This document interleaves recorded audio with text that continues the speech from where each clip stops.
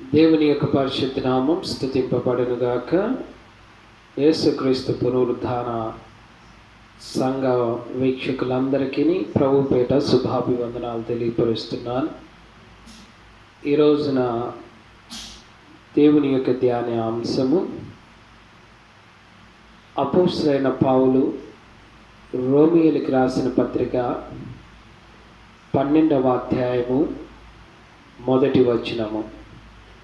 కాబట్టి సహోదరులారా, పరిశుద్ధమును దేవునికి అనుకూలమైన సజీవ యాగముగా మీ శరీరములను ఆయనకు సమర్పించుకొనుడని దేవుని వాత్సల్యతను బట్టి మిమ్మల్ని బ్రతిమలాడుకొనుచున్నాను. ఇట్టి సేవ మీకు యుక్తమైనది. దేవుని యొక్క పరిశుద్ధ నామం స్తుతింపబడునుగాక. గమనించండి ప్రియ దేవుని బిడ్డలారా, అపోస్తలుడైన పౌలు ద్వారా పరిశుద్ధాత్మ దేవుడు నీతో నాతో మాట్లాడుతున్నారు. పరిశుద్ధమైనదియు అనుకూలమైన సజీవ యాగముగా మీ శరీరములను దేవునికి సమర్పించుకొనుడి. ఇట్టి సేవ యుక్తమైనదని పౌలు ద్వారా తెలియపరుస్తూ ఉన్నాడు. అవును ప్రియ దేవుని బిడ్డలారా, గమనించిన ఎడల దేవునికి మన శరీరములను సమర్పించుకోవాలి. ఎలాగున సమర్పించుకోవాలంటే సజీవ యాగముగా మన శరీరములను దేవునికి సమర్పించుకోవాలి. బ్రతికుండగానే దేవునికి మన శరీరములను సమర్పించుకోవాలి. సజీవులుగా ఉన్నప్పుడే మన దేహమును మన శరీరములను దేవునికి సమర్పించుకొనుట యుక్తమైన సేవని దేవుని యొక్క వాక్యం సెలవిస్తున్నది. ఇక్కడ మనం చదువుకొని గమనించుతున్నప్పుడు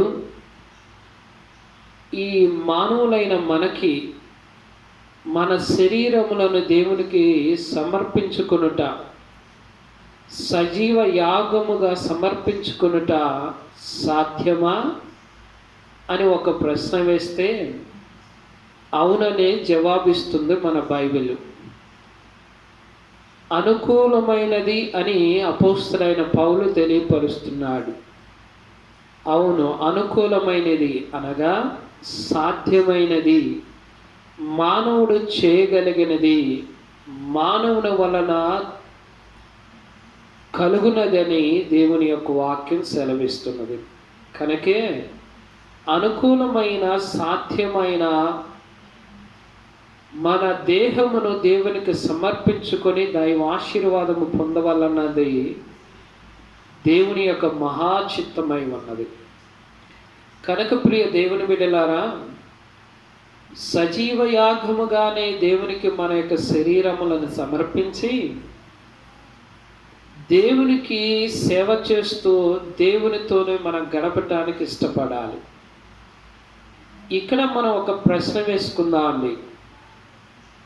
ఎందుకొరకై యేసుక్రీస్తు వారు ఆ దేవాది దేవుడు సజీవ యాగముగా మన శరీరములను సమర్పించమని కోరుతున్నారు అంటే, 1 కొరింథీయులకు రాసిన పత్రిక 3వ అధ్యాయము 19-20 వచనాలు మనం చదువుకున్నప్పుడు ఎందుకొరకై మానవుడు తన శరీరమును తన దేహమును దేవునికి సమర్పించుకోవాలో అర్థమవుతా వస్తున్నది.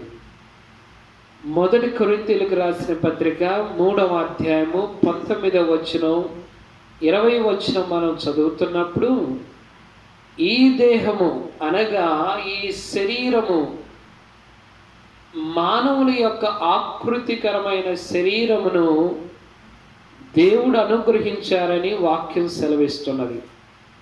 మన దేహము దేవుని యొక్క అనుగ్రహము. దేవుడే ఈ శరీరాన్ని మానవులందరికీ ఇస్తున్నారు. కనుకనే ఆయన ఇచ్చిన ఈ యొక్క మానవుల శరీరాన్ని సజీవులుగా ఉన్నప్పుడే దేవుని యొక్క సేవ కొరకై దేవునికి అర్పించాలన్నది దేవుని యొక్క గొప్ప ఉద్దేశమై ఉన్నది. అవును కదా. మన ప్రాణం విడిచిన తర్వాత మన శరీరం నిష్ప్రయోజనము, దేనికి పనికి రాదు. అలాగని చెప్పి దేవుడు మృతమైన శరీరాన్ని అప్పగించమనట్లేదు. కనుకనే సజీవ యాగముగా మన శరీరములను దేవునికి సమర్పించుకొనుట దేవుని యొక్క చిత్తమై ఉన్నది, దేవుని యొక్క గొప్ప ఆశీర్వాదమై ఉన్నది. దేవుడు అనుగ్రహించని శరీరాన్ని దేవునికి సమర్పించాలి.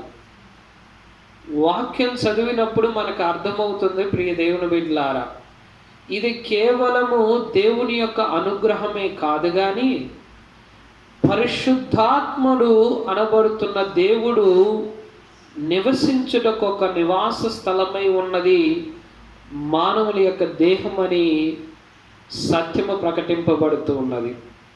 ఆ పరిశుద్ధాత్మ దేవుడే. ఆ యొక్క పరిశుద్ధాత్మ నివసించుటకు శరీరాన్ని ఎంచుకున్నట్లుగా మనం గమనిస్తున్నాం. మానవుల యొక్క శరీరాన్ని దేవుడు ఎందుకు కోరుతున్నాడు? ఎందుకు పశువులు పక్షుల యొక్క శరీరాన్ని కోరుకోవట్లేదంటే, దేవుడు మానవుల పట్ల ఒక ఉన్నతమైన ఉద్దేశాన్ని, ఒక ఉన్నతమైన ప్రణాళికను కలిగి ఉన్నాడు. కనుకనే ఇదిగో తన బిడ్డలు ఉన్నతమైన వారుగా ఉండవలనని దేవుడు ఆలోచన చేసి ఉన్నారు. కనుకనే ప్రియ దేవుని బిడ్డలారా, దేవుని యొక్క శరీరము అనగా మన శరీరము, మన యొక్క దేహము దేవుని యొక్క అనుగ్రహము, అలాగనే పరిశుద్ధాత్మ దేవుడు నివసించుటకు నివాస స్థలము అనగా ఆలయమై ఉన్నదని వాక్యం సెలవిస్తున్నది. చూడండి ప్రియ దేవుని బిడ్డలారా, ఈ శరీరము దేవుని యొక్క ఆలయమైనప్పుడు దేవుడే ఆలయములో నివసించాలి తప్ప మరొకరు నివసించటానికి అవకాశం లేదు. కనుకనే దేవుడు ఇలాగున మనల్ని ప్రాధేయపడుతూ ఉన్నారు. సజీవ యాగముగా మీ శరీరములను దేవునికి సమర్పించుకొని జీవించిన యెడల ఇది దేవునికి అనుకూలమైన యాగము, అనుకూలమైన సేవని వాక్యం తెలియపరుస్తూ ఉన్నది. మరికొద్దిగా ముందుకు వెళితే ప్రియ దేవుని బిడ్డలారా, దేహము అనగా మానవుల యొక్క దేహము దేవుడు అనుగ్రహించింది. పరిశుద్ధాత్మ దేవుడి నివసించుటకు ఆలయమై ఉన్నది. అందుకొరకే దేవుడు మీ శరీరములను దేవునికి అర్పించమని కోరుతూ ఉన్నాడు. కానీ కొందరు దేవుడు అనుగ్రహించిన శరీరము ద్వారా అవమానకరమైన పాపములు చేస్తూ వస్తున్నాడు. అసహ్యమైన కార్యాలు చేస్తూ వస్తున్నారు. ఎలాంటి క్రియలు చేస్తున్నారంటే ఈ యొక్క దేహము ద్వారా అనేక విధములైన పాపములు చేస్తున్నారు. కొరింథీయులకు రాసిన పత్రిక 6వ అధ్యాయము 9-10 వచనాలు మనం చదువుకుంటే ప్రియ దేవుని బిడ్డలారా, ఇలాగున వాక్యం సెలవిస్తున్నది. మోసపోకుడి, జారులైనను, వ్యభిచారులైనను, విగ్రహారాధికులైనను, ఆడంగితనము వారనైనను, పురుష సంయోగులైనను, దొంగలైనను, లోబులైనను, త్రాగుబోతులైనను, దూషకులైనను, దోచుకుని వారైనను దేవుని యొక్క రాజ్యాన్ని స్వతంత్రించుకోలేదు. కనుకనే మానవుడు ఈ దేహముతో బాహ్య సంబంధమైన చెడుతనము, దేవుని చిత్తాన్ని గుర్తెరగ చేస్తున్నాడు. కనుక దేవుని యొక్క ఆలయమై ఉన్నది తన దేహమని మరిచి ఇలాంటి పాపం చేస్తున్నాడు. కనుకనే వాటన్నిటిని మీరు విడిచిపెట్టి, వాటన్నిటిని మీరు మరిచిపోయి సజీవ యాగముగా మన శరీరములను, దేహములను దేవునికి అర్పించమని దేవుడు ఆశపడుతూ ఉన్నాడు, కోరుతూ ఉన్నాడు. ప్రియ దేవుని బిడ్డలారా, దేవుని యొక్క రాజ్యానికి వారసులు కాలేకపోతున్నారు. ఎందుకనగా ఈ శరీరము ద్వారా దొంగతనము, దోచుకొనుట, వ్యభిచారము, జారత్వము, ఇదిగో ఇలాంటి అపవిత్రమైన కార్యాలు చేస్తూ వస్తున్నారు. అయితే ప్రియ దేవుని బిడ్డలారా, దేవుని యొక్క ఉచితమైన నామములో మనకు ఒక గొప్ప నిరీక్షణ కలుగుతున్నది. మీరు ఒకవేళ బాధపడుతుంటారేమో, ప్రియ దేవుని యవన బిడ్డలారా, యవనస్తురాలారా, దేవుడు చెప్పిన మాటను ఇంతవరకు నేను గైకొనలేకపోయినాను, నేను దేవునికి వ్యతిరేకమైన పనులు చేశాను, అయ్యో నా పరిస్థితి ఇంతేమో, నన్ను గట్టెక్కించేవారు ఎవరు లేరేమో, నాకు సహాయపడేవారు ఎవరు లేరేమో అని నువ్వు అనుకుంటున్నావు. కానీ యేసు నామములో గొప్ప ఉన్నతమైన నిరీక్షణ ఇక్కడ దేవుడు మనకి కలుగు చేస్తున్నాడు. ఆ నిరీక్షణ ఏమై ఉన్నదంటే, ప్రియ దేవుని బిడ్డలారా, ఈ దేహముతో నువ్వు చేసిన అపవిత్ర పనులన్నిటినీ దేవుని యొద్దకు వచ్చి మోకరించి ఒప్పుకున్నప్పుడు దేవుడు నిన్ను, నీ పాపములను క్షమించి సజీవ యాగముగా నీ శరీరములను స్వీకరించుటకై దేవుడు ఇష్టపడుతూ ఉన్నాడు.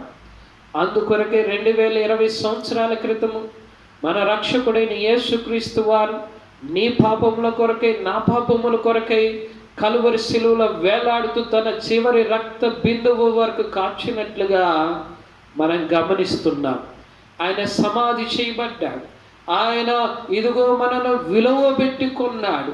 ఇదిగో నిన్ను నన్ను దేవుని యొక్క సొత్తుగా మార్చుకున్నాడు. కనుకనే దేవుని సొత్తైన ప్రజలైన మనము దేవుని క్రయదానము దేవుడు మనకి చెల్లించి మనల్ని విలువ పెట్టుకున్నాడు. గనక దేవునికి అనుకూలమైన జీవితాన్ని జీవించటానికి మనం ముందుకు రావాలి. కనుక ప్రియ దేవుని బిడ్డలారా, మానవుని యొక్క దేహము దేవుని యొక్క ఆలయమై ఉన్నది. మానవుని యొక్క దేహము దేవుని చేత అనుగ్రహింపబడింది. మానవుని యొక్క దేహము పరిశుద్ధాత్మ దేవుని యొక్క నివాస స్థలమై ఉన్నది. ఈ యొక్క దేహమును దేవుడు విలువ పెట్టుకున్నాడు. తన రక్త